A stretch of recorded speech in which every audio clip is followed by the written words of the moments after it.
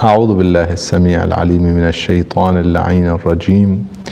بسم الله الرحمن الرحيم. الحمد لله رب العالمين، وصلى الله وسلم على سيدنا ونبينا محمد وآله الطيبين الطاهرين. اللهم صل على محمد وآل محمد الفرج. Mu'mineen and mu'minat, brothers and sisters, assalamu alaikum wa rahmatullahi wa barakatuh. May Allah subhanahu wa ta'ala allow us to be amongst those who seek His forgiveness and purify on this evening, Laylatul Jum'ah, Laylatul Istighfar, and also grant us the opportunity to remember our loved ones, especially those who passed away from our gatherings, from our ancestors, family members and community members, with seeking forgiveness and recitation of the Holy Quran on this night on their behalf, inshaAllah. A quick introduction to Munajaat al-Shaabaniah, as we try on Thursday nights to focus on our spiritual journey and purification and akhlaq in general, Islamic ethics and purification in that sense, tazkiyah. This is one of the means. In fact, most of the supplications and invocations that we have from Ahlul Bayt salawatullah wa salamu alayhim ajma'een are great opportunities or great means through which we can seek purification and nearness to Allah subhanahu wa ta'ala and improve in our akhlaq, number one with Allah subhanahu wa ta'ala, with the Creator, and then with the makhluqeen, with the Khaliq, and the makhluqeen, with the Creator and the created, all those that He has created, all what He has created, whether it be us, other humans, or even other creatures that He has created. To have akhlaq in their regard, or in regards of the makhluqeen, is to fulfill our duty to Allah subhanahu wa ta'ala. So ultimately it all comes back to being in a good stand, or in terms of in a good position in our relationship with Allah subhanahu wa ta'ala. Munajaat al-Shaabaniah is one of the most beautiful munajat, suggested to be from Imam Amirul Mu'mineen alayhi salam, and the Imams of Ahlul Bayt recited it, and in the month of Sha'ban they would recite it as a teaching from, or as one of the teachings from their father Amirul Mu'mineen salawatullah wa salamu alayhi, who in turn was a student of Rasulullah sallallahu alayhi wa alihi wa sallam. And this munajat, the difference between munajat and dua is dua, generally speaking, is when you're calling but also asking for something in as in a haja or something. Though, for instance, dua kumail is referred to as dua, and it's more of a munajat in terms of the style of it, but there is also an element of dua in it. And the munajat is more of basically speaking in a, and the term comes from whispering, so it's some may translate it as whispered prayers, but it's more so very intimate, very close, and that's why in the munajat you have more often you call Allah subhanahu wa ta'ala with ilahi, my Lord, my God, rather than the style of dua is with Allahumma, our God. So this is a little bit of some basically difference, a small minor difference, though it is a little more intimate in its style, the munajat.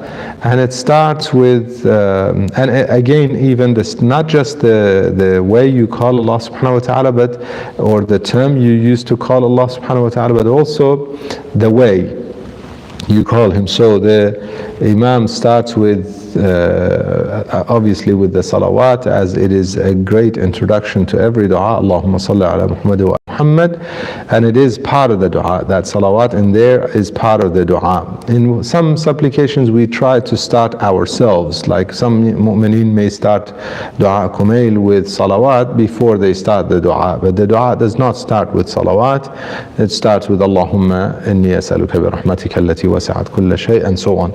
Whereas Munajaat Shaabaniah starts with salawat. Allahumma salli ala Muhammad wa ali Muhammad. واسمع دعائي إذا دعوتك واسمع ندائي إذا ناديتك وأقبل علي إذا ناجيتك.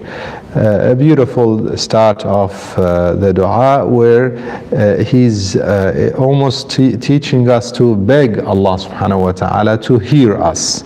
It's almost like saying, hear me out. Obviously he is the all-hearing, so he hears every dua. In other words, make my call worthy of being heard by you. So when we're saying isma du'ai, not that God is not hearing, he is as-sami', he is al-alim. So he is the all-hearing, he hears everything. It's now in the sense that for my dua to be heard and to be worthy of being answered, that is what I'm asking for. Wasma du'ai, and then the call wasma nidai wa aqbil, beautiful part of it, wa aqbil alayya idha najaytuk. Iqbal is when you face someone and come towards them. And Allah subhanahu wa ta'ala is the one who returns before we return. He allows us to return to him. He allows the tawbah. ثُمَّ تَابَ اللَّهُ عَلَيْهِمْ لِيَتُوبُوا. So he allows the return to him. He is the one who calls us. He is the one who comes towards us, not in the physical sense, but in the sense that he is helping us get closer to him and be connected with him. And this is the part that the Imam uses the term إِذَا نَاجَيْتُكَ وَأَقْبِلْ عَلَيَّ إِذَا نَاجَيْتُكَ. This is an introduction to the Munajaat. I urge mu'mineen and mu'minat not to allow the month of Sha'ban to pass without at least once reciting and reflecting with the meanings, reciting and reflecting on this Munajaat. And again, there are different sections in the Munajaat. One of the sections, which is in fact one of the most intimate parts of this Munajaat, is where the Imam says, Ilahi habli kamal al-inqita' ilayk. O my Lord, grant me the complete and perfect state of being disconnected with everything except for you. Al-inqita' ilayk is where you cut off from everyone and everything, just focus on Allah subhanahu wa ta'ala.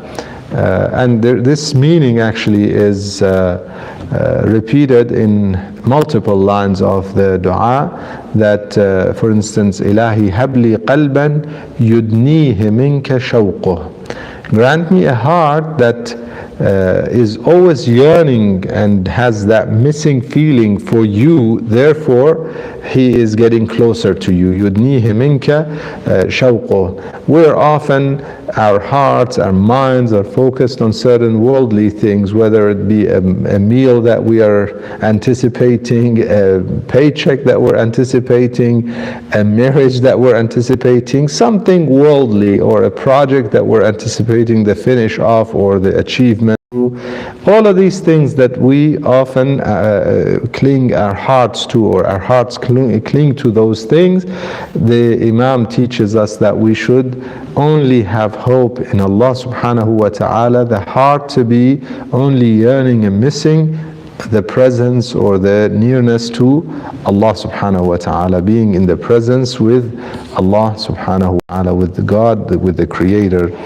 We ask Allah subhanahu wa ta'ala to grant us those hearts that are always clinging to the connection and the nearness to Allah subhanahu wa ta'ala. We ask Him to make us amongst those who listen to what's said and follow what's best. Walhamdulillahi Rabbil Alameen. Wa sallallahu wa sallam ala Sayyidina wa Nabiyyina Muhammad wa alihi at-tayyibin at-tahirin. Allahumma salli ala Muhammad wa ali Muhammad. If I may request mu'mineen and mu'minat, wherever you are, try and remember the marhumin, our loved ones, our ancestors from our family, those who passed away from our family members or our community members, or the mu'mineen and mu'minat, with the recitation of Al-Fatiha, Al-Ikhlas, Wal-Qadri, Wal-Salawat. Allahumma salli ala Muhammad wa ali Muhammad. Bismillah ar-Rahman ar-Rahim.